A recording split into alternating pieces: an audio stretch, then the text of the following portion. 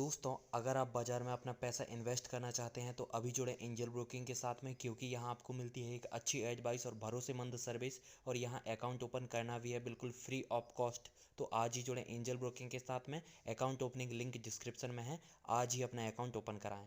प्रकाश दीवान साहब का स्वागत करते हैं। बहुत ही जाने माने बाजार के विशेषज्ञ हैं। पैनी नज़र ना सिर्फ इंडिविजुअल स्टॉक्स पर, सेक्टर्स पर रखते हैं, लेकिन बहुत ही महारत हासिल रखते हैं मैक्रो को बढ़िया तरीके से पढ़ने की। दीवान साहब, स्वागत है आपका। प्रकाश डालिए बाजार पर, किस तरीके से आप देखते हैं ये जो समस्याओं से जूझता हुआ दिख रहा है Nifty, bank Nifty, IT sector, metal sector, तेल में गर्मी, बहुत ज़बरदस्त तनातनी आपको यूरोप में बढ़ती हुई दिख रही है, कैसे नेविगेट करें? नमस्कार नमस्कार शैल जी। देखिए, जो मार्केट के सारे पहलुओं का जिनका आपने जिक्र किया, ये इन सभी का अगर आप इनके लक्षण देखें तो ये सारे इंटर रिलेटेड है, एक दूसरे से बड़े अच्छी खासे जुड़े हुए हैं। और तालमेल के साथ इनका उतार चढ़ाव जो है उसको समझना, उस संदर्भ में समझना जरूरी है। एक पहली चीज ये है कि यूक्रेन और रशिया के इसको लेके, विवाद को लेके जो हल्ला मच रहा है, वो अगर आप देखें तो वहां पे जो एंटिसिपेशन ऑफ वॉर था वो ज्यादा पेनफुल था, या वो ज्यादा डैमेजिंग था है, rather than the war itself. क्योंकि वॉर तो हो ही नहीं सकता, यूक्रेन के पास तो कोई ऐसी क्षमता है नहीं कि वो रूस जैसे बड़ी उसको देश को अपने वहां से लड़ने की वो करे, या चुनौती दे के कुछ करने की आगे कोशिश करे। वो तो बहुत आराम से जो रशिया करना चाहेंगे उसमें मान जाएंगे। चक्कर ये है कि उसका पॉलिटिकल इम्प्लीकेशन जो है वो यूएस के लिए क्या है और यूरोप के लिए क्या है, उस चक्कर में आपको ये सारी चीजें, ये न्यूज फ्लो जो है वो थोड़ा सा गड़बड़ाता हुआ दिख रहा है। तो सबसे पहली चीज तो ये है कि इससे घबराएं नहीं, ये कोई बहुत बड़ा इवेंट है नहीं। जो बड़ा इवेंट है वो तो अभी आना बाकी है, वो तो मार्च में है कि भाई यूएस फेड जो रेट हाइक अनाउंस करेगा, इंटरेस्ट रेट से बढ़ाने की प्रक्रिया शुरू होगी, तो किस मात्रा में बढ़ती है, किस रुझाव से बढ़ती है, वो देखना ज्यादा जरूरी हो जाएगा। उससे पहले हमको एक ये ट्रिगर दिख गया जिसकी वजह से सब हो रहा है। और ऑयल, ऑफ कोर्स ऑयल इस वजह से ही है कि रशिया एक बहुत बड़ा प्रोड्यूसर है ऑयल और गैस का, तो उस वजह से उनका बिजी रहना, या उनकी क्षमता कैसी रहती है बनाने की ऑयल का उत्पादन करने की, उससे एक रैमिफिकेशन रहता है। लेकिन एक चीज मैं आपको बता सकता हूँ कि जिस हिसाब से हमारी करेंसी इतनी मजबूत रही है इस सारे दौर के दरमियान, और जिस हिसाब से हमारे यहाँ जो बजट इतना प्रोग्रेसिव आया, और उसके बाद आरबीआई ने उसको इतना एक पॉलिसी के जरिए सपोर्टिव वो स्टैंड लिया, कहीं भी कोई चिंता की बात नहीं है हमारे हिंदुस्तानी कंपनियों के बारे में। अब एफआईज के पैसे जब बाहर जा रहे हैं तो थोड़ी मार तो पड़ेगी। तो जो शेयर बाजार में भाव का चलन होता है वो दो पहलुओं से होता है, दो परिबल रहते हैं, एक आपका ईपीएस रहता है, दूसरा पी मल्टीपल रहता है। हम जो देख रहे हैं परिस्थिति आज शैल जी, जो मैक्रो लेवल पे, उसमें पी कॉन्ट्रैक्शन हो रहा है। ईपीएस तो ज्यादातर कंपनी का घट रहा नहीं है, एक आध कोई कंपनी होगी जिसका यूक्रेन या रशिया में एक्सपोजर होगा, उनको जैसे डॉक्टर रेड्डी का नाम बार बार चर्चित होता है, तो वो वहां पे असर पड़ सकती है। लेकिन आप मुझे ये बताइए कि मारुति को उससे क्या लेना देना है, या एलएनडी को उससे क्या लेना देना है, या रिलायंस को उससे क्या लेना देना है। सो ये जो चीजें हो रही हैं, इसमें थोड़ा सा पी कॉन्ट्रैक्शन हो रहा है, ये निवेशकों के लिए अच्छा होता है। आपको जो इतने समय से हम लोग राह देख रहे थे, वेट कर रहे थे कि क्या चीज ले और अच्छे भाव पे ले, वो फाइनली मिल रही है चीजें, मतलब वो आज भाव आ रहे हैं आपके सामने, तो ये तो आपको लपक के लेना चाहिए। तो मैं तो कह रहा हूँ दोनों हाथों से आपको अच्छी चीजों को बटोरना चाहिए। जो चीज आपके पोर्टफोलियो में पहले जिनका समावेश नहीं हो पाया था क्योंकि महंगी लग रही थी, महसूस ये हो रहा था कि महंगी है, वो आज सस्ती होगी। उनका ईपीएस ग्रोथ तो कहीं चेंज हुआ नहीं है, तो वो उसको देख के अगर आप करें तो मेरे हिसाब से तो अभी बहुत अपॉर्चुनिटीज है, और लार्ज कैप में भी है, मिड कैप में भी है। लेकिन हिम्मत ये चाहिए होती है कि ऐसे दिनों में जब जब माहौल इस टाइप का है, वो विक्स इतनी हाई है, तो आप शॉर्ट करने की चेष्टा करें या एग्जिट करने की चेष्टा करें, तो उससे कोई फायदा नहीं होने वाला। आपको फायदा होगा अगर आप नीचे के लेवल्स पे ले रहे हैं, और लॉन्ग टर्म में अगले 1 1.5 2 साल में कंपनियां आपको रिटर्न अच्छा दे सकेंगी।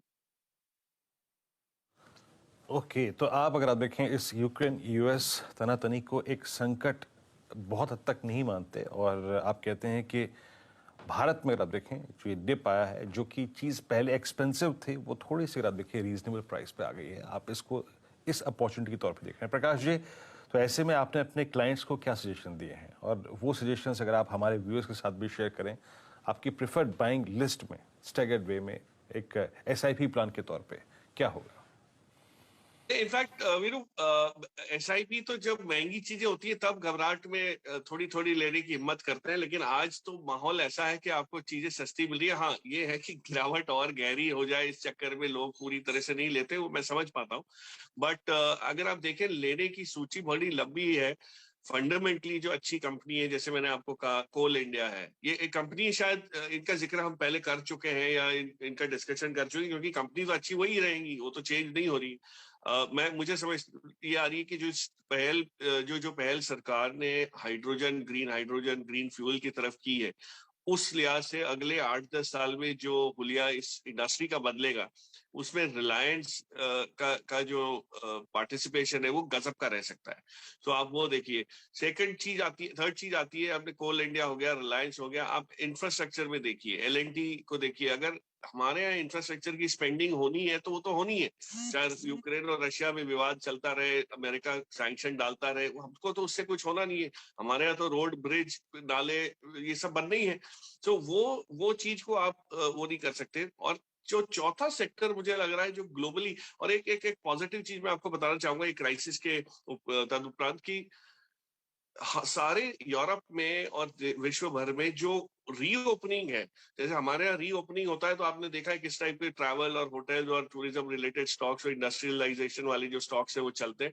सेम चीज आपको ग्लोबली होने वाली है। अप्रैल में, आप मार्च अप्रैल में हो सकता है सारा ही सब कुछ खुल जाए, कोविड को सब कुछ बोले, तो जो रीस्टॉकिंग होगी उसमें बहुत बड़ी डिमांड वापस शुरू होने वाली है। तो मैन्युफैक्चरिंग साइड में बहुत बड़ा एक आपको वेव दिखेगा। हिंदुस्तान का पार्टिसिपेशन पहले से कई ज्यादा है एक्सपोर्ट ओरिएंटेशन की वजह से। लेकिन ऑटो में से एक बहुत रिवेंज बाइंग या एक रीस्टॉकिंग का माहौल या दौर शुरू होने की उम्मीद कर रहा हूँ। और ये सेमीकंडक्टर के जो इश्यूज और इन सबको लेके जो थोड़ा सा दबाव था, वो जैसे ही हटेगा, आपको मारुति जैसे स्टॉक्स में एक बहुत बहुत बढ़िया पहल दिखेगी। सो आई थिंक स्टॉक्स तो वही है, गिने चुने हैं चाहे, लेकिन लार्ज कैप है, पुराने नाम है, लेकिन उनको इन लेवल्स पे बटोरने का मौका प्लीज मत चूकिए, क्योंकि ये सिचुएशन पलटने में भी बहुत ज्यादा समय नहीं लग सकता। दीवान साहब, बहुत ही सटीक राय आपकी तरफ से आती हुई एलएनटी, मारुति पर और कोल इंडिया पर। ये प्रश्न प्रकाश जी मैं अपने सारे मेहमानों से और चित परिचित बाजार के विशेषज्ञों से पूछ रहा हूं कि सन 2022 में आप क्या आकलन लगाते हैं? क्या ब्लू चिप्स आउट परफॉर्म करते हुए दिखेंगे मिड कैप्स और स्मॉल कैप्स को? आपने भी जो 3 स्टॉक्स का जिक्र किया, ये अपने अपने सेक्टर में सबसे बड़े खिलाड़ी हैं और यहाँ पर कम से कम कुछ बैलेंस शीट की सेफ्टी है और कुछ सेफ्टी है कि इंस्टीट्यूशनल लोग यहाँ पर काफी खरीदारी कर रहे हैं। आपकी राय?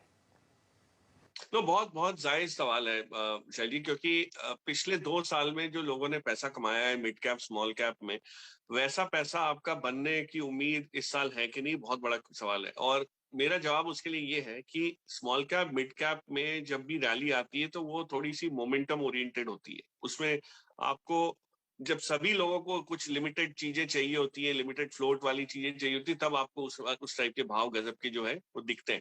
वो शायद माहौल अभी ना हो, क्योंकि पेट पहले भरेगा ब्लू चिप्स को लेके, लार्ज कैप्स को लेके। एफआईएस की जब वापसी होगी या हिंदुस्तान के डोमेस्टिक इंस्टीट्यूशनल इन्वेस्टर को जो एसआईपी के जरिए पैसा आ रहा है, उसकी जो ताकत है, उसकी क्षमता जो है वो एसआईपी की, वो आपको ट्रांसलेट होती हुई दिखेगी। तो पहले तो ब्लू चिप्स में ही पैसा आएगा। जो स्मॉल कैप मिड कैप में रैली आती है वो थोड़ी सी पार्टिसिपेशन थोड़ा ब्रॉड बेस होता है, तब आती है। उसको माहौल को बनते हुए शायद थोड़ा समय लग सकता है, but you never know. Market बाकी हम लोग जानते हैं उससे कई ज्यादा हमको कॉम्प्लेक्स वो करता है, पेश करता है सिचुएशन। तो अगर हालात चेंज होते हैं तो बहुत जल्दी हो सकते हैं, बट फिलहाल ये लग रहा है कि स्मॉल कैप मिड कैप में इस टाइप का मोमेंटम आने में थोड़ा समय लगेगा। ये साल बुआई करने का है शैल जी, कटाई करने का नहीं है। कटाई आपने पिछले 2 साल में अच्छी खासी बुआई करने के बाद बहुत जल्द कर ली। इस साल आप बुआई करेंगे, अच्छी चीजें लेके रखेंगे, हो सकता है अगले साल आपको, अगले 1-2 साल में कटाई का मौका मिले, हार्वेस्टिंग का मौका मिले। बट इस साल आपको सिर्फ एक्यूमुलेट करना है, धीरे धीरे करके वैल्यू जहां जहां दिखती है वहां पे बाइंग करना है।